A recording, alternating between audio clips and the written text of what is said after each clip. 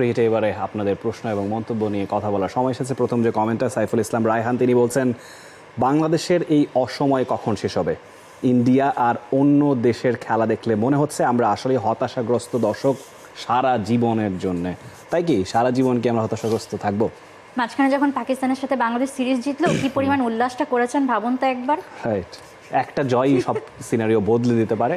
Exactly, আবারও যদি এখন ওয়েস্ট ইন্ডিজ সিরিজটা সেভাবে বাংলাদেশ শুরু করতে পারে, নিঃসন্দেহে সেই হতাশা আমাদের আনন্দের রূপ নেবে। দেখুন, ওয়েস্ট ইন্ডিজে 2009 সালে বাংলাদেশ সবশেষ জিতেছে, সিরিজ জিতেছিল টেস্ট, এবং সেটাও আসলে সেকেন্ড টিয়ার টিমের সঙ্গেই খেল জিততে হয়েছিল। তারপর আসলে টেস্টে আমাদের সফলতার গল্প খুব বেশি কিছু নয়। লাস্ট ওয়েস্ট ইন্ডিজে খেলেছে 2022 সালে। আমরা আসলে ওয়েস্ট ইন্ডিজে সেভাবে করে জিততেই পারি না টেস্ট ফরম্যাটটায়। তো হোপফুলি এবার ডিফারেন্ট সিনারিও আমরা দেখতে পাবো। পরের কমেন্ট মোহাম্মদ আরিফুল ইসলাম মুন্না, তিনি বলছেন ইন্ডিয়া সাউথ আফ্রিকাকে পাকিস্তান মনে করেছিল নাকি, আর তাদের তরুণ এই দলটাকে কে থামাবে? আচ্ছা, মানে সাউথ আফ্রিকাকে পাকিস্তান মনে করেছিল কিনা, মানে ইন্ডিয়া তো অপোনেন্ট হিসেবেই খেলেছে, সো সেটা পাকিস্তান হোক বা যেই।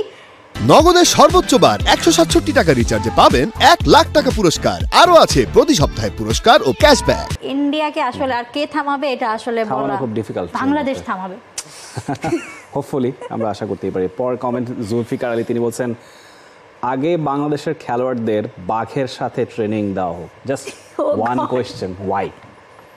কেন ভাই? মানে আপনি আগে বাঘের সাথে ট্রেনিং করে তারপর দেখান না, ওয়াই নট? আগে আপনি বাঘের সাথে ট্রেনিং করার চান্স পেয়ে। He is not tiger but they are tigers. This is not fair. They are tigers. They are tigers. They don't need to train with the tigers. মানে দে আর দ্য টাইগার। টাইগাররা তো টাইগারদের সাথে, এবং টাইগাররা আসলে tiger না, কি বলবো, মানে বাকি দলগুলো তো বাঘের থেকে বড় আর কে আছে? সিংহ? আমি জানি না, আসলে জানি না। আমি বাঘের থেকে হতাশ আপনার কমেন্ট দেখে জুলফিকার আলী। না, হতাশ কেন? ঠিকই বলেছেন। হ্যাঁ, হয়তো বা বাঘের শক্তিমত্তা বাংলাদেশে আসুক, সেই আমরা। না, এটা আমার খুব পছন্দ হয়েছে ওনার কমেন্ট, ভালো বলেছেন। আসলে টাইগারদের সাথেই ট্রেনিং করানো উচিত। ওকে, তো এখন কার সাথে করে? বিলাইদের সঙ্গে? না, নেক্সট কমেন্ট, এগুলো বলা যাবে না। আচ্ছা, পরবর্তী comment J A Zahid Hossain, তিনি বলছেন সাকিব আল হাসান দল পাবে এবারের আইপিএলে? এটা আমরা মূল শোতেও বলছিলাম যে সাকিবের বর্তমান যে অবস্থা, সম্ভাবনা খুবই সংকীর্ণ বলা যায়। কারণ মাঠের বাইরের সমালোচনা আপনি বাদ রাখেন, কিন্তু মাঠেও সাকিব আল হাসানের পারফর্মটা তো আসলে কথা বলছে না। আর আইপিএলে যাওয়ার জন্য তো শুধু কথা বললে হয় না, পারফরমেন্সটা চিৎকার চেঁচামেচি টাইপের হতে হয়, রাইট? শুধু কথা বললেও কিন্তু আসলে আইপিএলে জায়গা মেলার সম্ভাবনা কম। আর লাস্ট ওয়েস্ট ইন্ডিজ এই সিরিজেও যদি সাকিব আল হাসান কিছু একটা মানে থাকতেন, তিনি তো নাই, থাকতেন এবং পারফর্ম করতেন, তখন একটা আশা করা যেত। আসলে ফ্র্যাঞ্চাইজিগুলো কেমন করে ভাবছে আইপিএলে, সম্ভাবনা এই মুহূর্তে হয়তো কম, but this is Shakib Al Hasan, unpredictable একটা ক্যারিয়ার তার আমরা দেখেছি। কিন্তু কোনো ম্যাচ না খেলে তো তাকে আসলে আইপিএলে, ওইটাই বললাম যে he is unpredictable, okay, but যদি ওয়েস্ট ইন্ডিজ সিরিজে খেলতেন, থাকতেন, তাহলে একটা আশা আমরা দেখতে পারতাম। পরের কমেন্ট মোহাম্মদ সাগর রহমান, তিনি বলছেন ভারত আর বাংলাদেশ পার্শ্ববর্তী দেশ, ভারতে এত স্টার জন্ম নেয় কিন্তু বাংলাদেশে একটা স্টারও জন্ম নেয় না। ভারতের মতো বাংলাদেশি ব্যাটসম্যানরা কেন রানের ফুল ঝুড়ি ঝরাতে পারে না? আমাদের বাংলাদেশের কোথায় ঘাটতি আছে একটু বলবেন?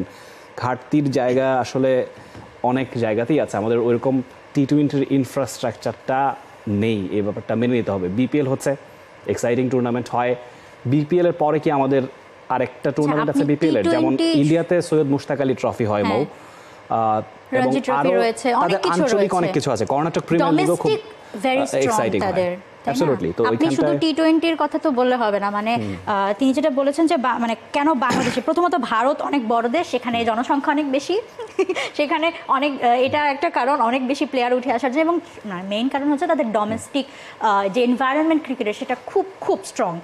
বাংলাদেশের সেই তুলনায় আসলে কিছুই না। আমরা আসলে টি-20 ক্রিকেটটা খুব ওল্ড স্কুল অ্যাপ্রোচে খেলি এখনো, এভাবে 140, 150, 160 অন এন্ড অফ আমরা 200 হয়তো ছাড়িয়েছি, কিন্তু এইভাবে 300 ধারে কাছে চলে গেছে, রাইট? হ্যাঁ, তো ওই জায়গাটা বাংলাদেশ এখনো 200 মানে অ্যাটাকিং সেই অ্যাটাকটাই সানজু স্যামসন তিলক ভার্মার কথা বলছেন। সানজু স্যামসনের প্রসেসটা আপনাকে দেখতে হবে। তিনি একদম প্রত্যন্ত অঞ্চল থেকে তিনি উঠে এসেছেন। বাংলাদেশের খুব বেশি প্লেয়ার কি একেবারে রুট থেকে উঠে আসছে? আমরা বিকেএসপি কেন্দ্রিকই হয়ে আছে এখনো। যদি বাইরে থেকে আসো, আমরা ম্যাক্সিমাম প্লেয়ারদের দেখি যে ওই সুযোগটা তাদেরকে করে নিতে হয়। ইন্ডিয়া যেভাবে সুযোগটা দেয়, আপনার যদি ট্যালেন্ট থাকে, ইন্ডিয়া আপনাকে খুঁজে বের করবে এবং আপনাকে পরিপূর্ণ একজন প্লেয়ারে পরিণত করবে। আমাদের এখনো প্ল্যানিংয়ে অনেক ঘাটতি আছে, প্লেয়ার ডেভেলপমেন্ট বলুন, সব জায়গায় আর 100টা কারণ আমরা দেখাতে পারবো। সেই পরিবর্তনটা এসছে, বোর্ডে পরিবর্তন এসছে। নিশ্চয়ই আমি মনে করি বোর্ডের যারা নতুন পরিচালক আছেন, নতুন বোর্ড প্রেসিডেন্ট, তারা হয়তো এই ব্যাপারটায় খানিকটা সজাগ দৃষ্টি দেবেন। পরের কমেন্ট, শেষ কমেন্ট বউ। তাওসিন ইবনে নেসার তিনি বলছেন বাংলাদেশ ক্রিকেট টিমের যেই বাজে অবস্থা, মেসিকে ন্যাশনাল টিমে নেওয়া যায় না। কিছু বলা নেই। হ্যাঁ, নেওয়া যেতে পারে। আচ্ছা, ডক্টর মোহাম্মদ ইউনূস আমাদের প্রধান উপদেষ্টা, তিনি তো আসলে মানে বাইরে তার অনেক কানেকশন রয়েছে। ইভেন তিনি বিপিএলও তো জিয়ানি ইনফান্তিনোকে নিয়ে আসছেন। তো কেন নয় বাংলাদেশ দলের সঙ্গে একটু মানে সময় কাটানোর জন্য হলেও যদি তিনি আসলে মেসিকে নিয়ে আসেন। হ্যাঁ, সেটা ফুটবল দলের সঙ্গে হয়তো বা হলে ভালো হয়। মালদ্বীপের সঙ্গে আজকে খেলাও আছে, সেটা স্পোর্টসের পর্দায় দর্শকরা উপভোগ করতে পারবেন। ক্রিকেট শো, তাও একটু ফুটবলের প্রচার আমরা করে দিতেই পারি।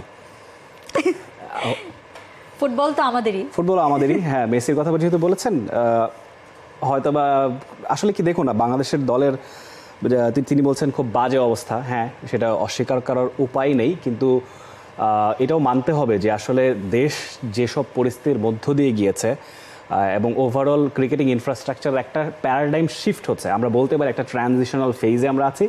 সেটা কাটিয়ে উঠতে পারলে হয়তো বা ইয়াংস্টার বাংলাদেশের প্রতিভার তো আসলে সেক্ষেত্রে অভাবটা নেই। অন্য অনেক দেশেই কিন্তু ট্যালেন্ট খুঁজে বেড়াচ্ছে টিম দলগুলো। বাংলাদেশের সেই প্রতিভা আছে, সেই প্রতিভার বহিঃপ্রকাশটা মাঠে আমরা রেগুলার বেসিস দেখতে পাই না, সেই জায়গাটাতে আমাদের ঘাটতি আছে। আমার যেটা মনে হয় রাফি, ধরেন এখন যে টিম বা যারা খেলছে জাতীয় দলে, তারা যদি ভালো করে এবং ক্লিক করে, সেটা আমাদের জন্য বোনাস হবে।